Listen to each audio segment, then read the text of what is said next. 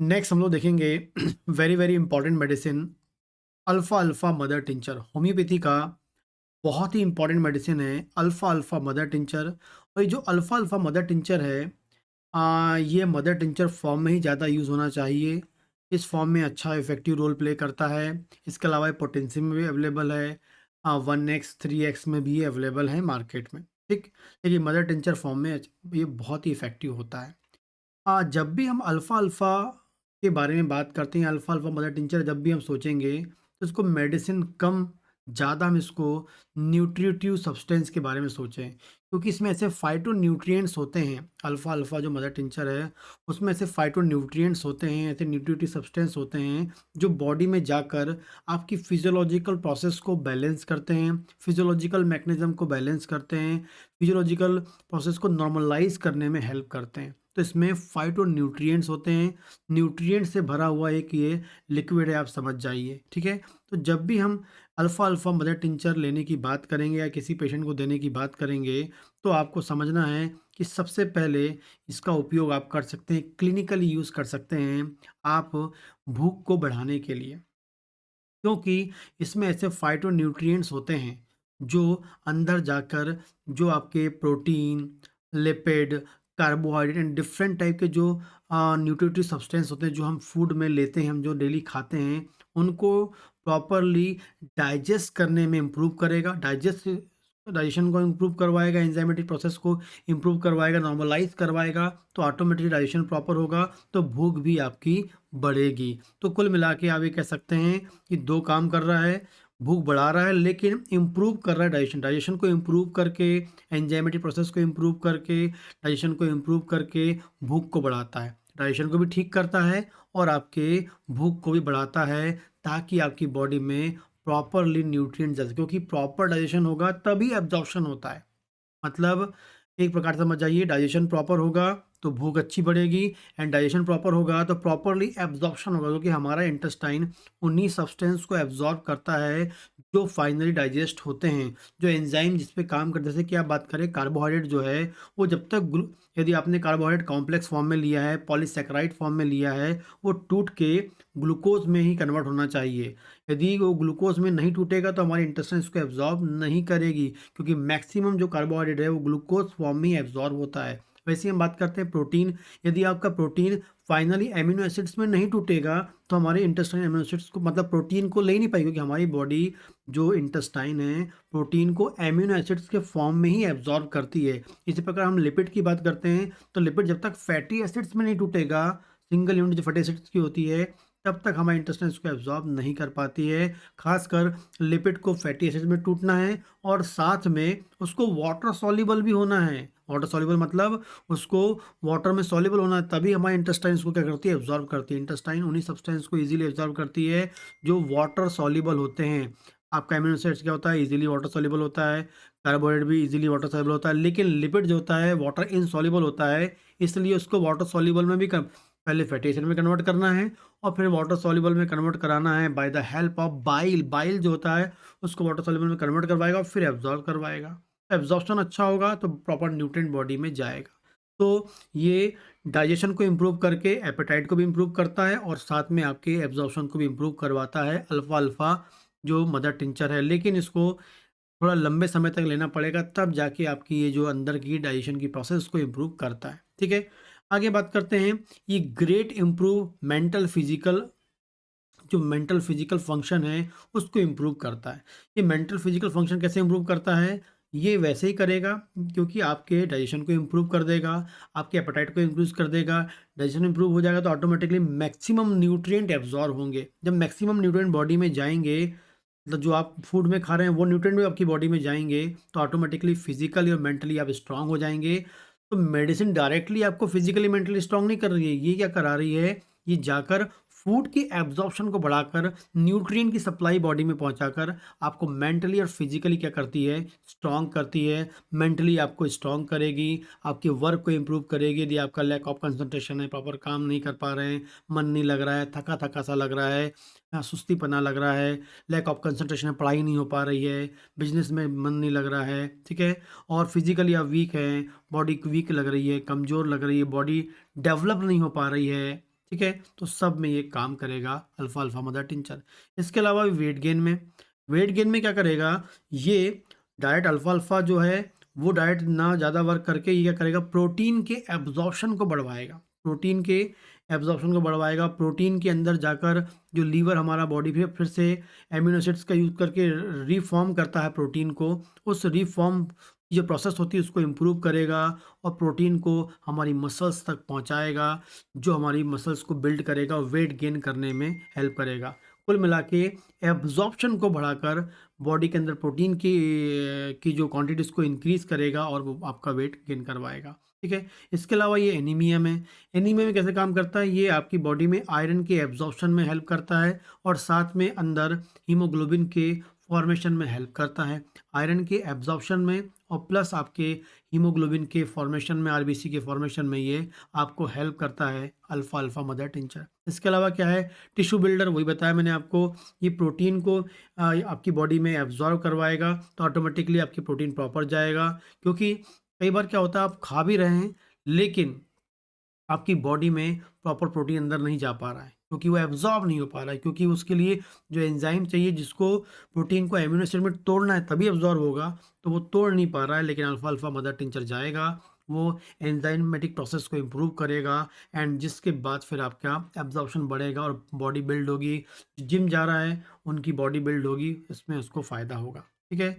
इसके अलावा बात करेंगे मैलन्यूट्रिशन मतलब क्या होता है, यदि किसी को कुपोषण से सफ़र कर रहा है। कुपोषण में सफ़र करने के 2 कारण हो सकते हैं। एक तो हो सकता है कि वो न्यूट्रिएंट डाइट ले ही नहीं रहा है, न्यूट्रिएंट वाली डाइट ले ही नहीं रहा है, तो ऑटोमेटिक न्यूट्रिएंट की डेफ़िशिएंसी हो जाएगी। और दूसरा हो सकता है कि वो ऐसी डाइट ले रहा है जिसमें न्यूट्रिटिव सब्सटेंस नहीं है, या फिर हो सकता है कि वो ले रहा है लेकिन उसकी बॉडी में एब्ज़ॉर्ब नहीं हो रहा है। तो अल्फ़ा अल्फ़ा मदर टिंचर क्या करता है, दोनों तरीके से काम करता है, क्योंकि खुद एक फाइटोन्यूट्रिएंट का सोर्स होता है। तो बॉडी के अंदर फाइटोन्यूट्रिएंट को प्रोवाइड करवाता है, खुद अल्फ़ा अल्फ़ा मदर टिंचर। और साथ में जो आप थोड़ी बहुत डाइट ले रहे हैं, उस डाइट से भी न्यूट्रिएंट के एब्ज़ॉर्प्शन को बढ़ाता है। और जब दोनों चीज़ होगी तो ऑटोमेटिकली जो बॉडी के अंदर जो मैल न्यूट्रिशन हो गया है, कुपोषण हो गया है, बॉडी डेवलप नहीं हो रही है, दुबला-पतला सा है, हेल्दी नहीं दिख रहा है बच्चा या बड़ा, ठीक है? जिसमें क्वाशियोरकर, मरासमस जैसी डिज़ीज़ आती हैं, ठीक है? तो उनको वो ठीक करने में हेल्प करता है, ठीक? इसके अलावा बात करेंगे पैथाइसिस, या इसको एग्जैक्टली हम बोलेंगे ट्यूबरक्लोसिस एक डिजीज़ होती है, माइकोबैक्टीरियम ट्यूबरकुलोसिस होती है। जब भी किसी को ट्यूबरकुलोसिस होती है तो इसका मतलब है पेशेंट की इम्यूनिटी बहुत अधिक वीक हो गई है, इजीली बैक्टीरिया उसकी बॉडी में ग्रो करेगी, क्योंकि ट्यूबरकुलोसिस का जो बैक्टीरिया है घूमता रहता है, लेकिन हर किसी को टीबी नहीं होती। क्यों नहीं होती? उनका बॉडी का इम्यून सिस्टम स्ट्रांग होता है। लेकिन जो प्रॉपर न्यूट्रिएंट नहीं लेते हैं, जो दुबले पतले होते हैं, लिन थिन होते हैं, माल नरिश्ड होते हैं, उन लोगों को ट्यूबरकुलोसिस होने की संभावना ज़्यादा होती है। और जिसको ट्यूबरकुलोसिस हो जाती है तो उसकी बॉडी वैसे ही लिन थिन होती है और प्रॉपर वो मेडिकेशन करता है, तो उस कारण से उसका जो जीआईडी ट्रबल भी होता रहता है। तो उन लोगों को जिनको ट्यूबरकुलोसिस हो गई है, उनको तो अल्फ़ा अल्फ़ा मदर टिंचर 3 से 4 महीने, 5 महीने, या मैं बोलूँगा जब तक कि मेडिसिन चल रही है, जो भी मेडिसिन खा रहे हैं साथ में अल्फ़ा अल्फ़ा मदर टिंचर देना चाहिए, ताकि उसका डाइजेशन इम्प्रूव होता रहे, लीवर फंक्शनिंग इम्प्रूव होता रहे, एब्ज़ॉर्प्शन बढ़ता रहे, न्यूट्रिटिव वैल्यू बॉडी के अंदर बढ़ती रहे। क्योंकि जो उसमें मेडिकेशन चलती है वो एब्ज़ॉर्प्शन को, डाइजेशन को सब ब्रेक करती है, थोड़ा स्लो कर देती है, ये इसको इम्प्रूव करवाएगी। तो साथ में वो दवा आपको देनी चाहिए।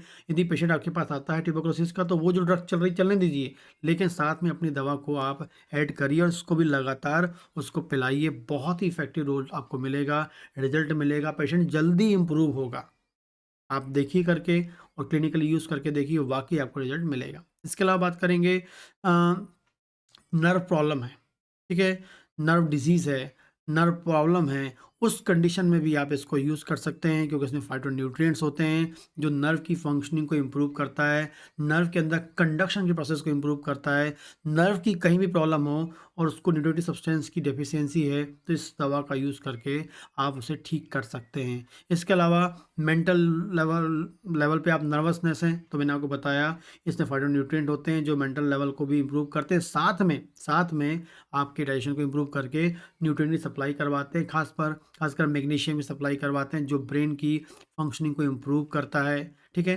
और जो भी आप फ्रूट्स खा रहे हैं उससे फाइटोन्यूट्रिएंट के एब्जॉर्प्शन को बढ़वाते हैं, ठीक है। इसके अलावा नींद नहीं आ रही है, तो नींद को ठीक करने के लिए अल्फा अल्फा मदर टिंचर बहुत ही अच्छी होती है, क्योंकि कई बार नींद ना आने का कारण होता है आपकी बॉडी के अंदर न्यूट्रिएंट की डेफिशिएंसी। जो न्यूट्रिएंट चाहिए होता है हमारी बॉडी में ब्रेन को नींद के लिए, वो न्यूट्रिएंट की कमी होती है, और वो आपको मिल सकते हैं alpha alpha mother tincture use करने। अल्फा अल्फा मदर टिंचर क्या करता है, नींद की साइकिल को रेगुलेट करता है, नींद को इम्प्रूव करता है नेचुरल लेवल पे न्यूट्रिएंट की सप्लाई करवा कर, ठीक है।